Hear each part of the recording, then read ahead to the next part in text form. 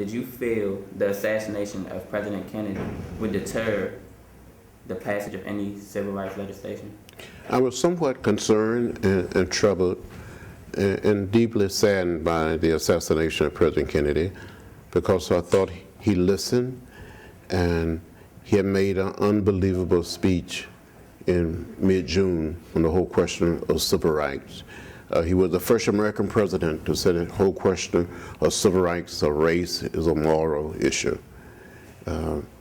He had sent in and nationalized the Alabama state troopers and the National Guard to protect us during the Freedom Ride.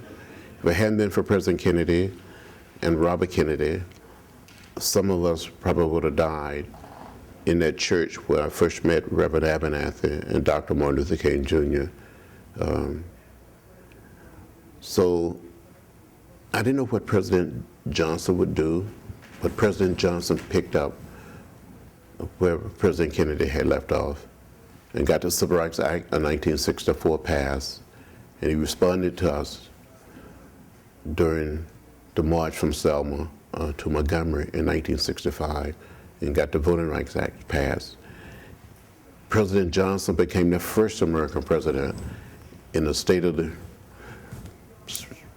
not the State of the Union, but a speech to the nation in response to the violence in Selma, to use the theme song of the Civil Rights Movement when he closed his speech by saying, "And we shall overcome."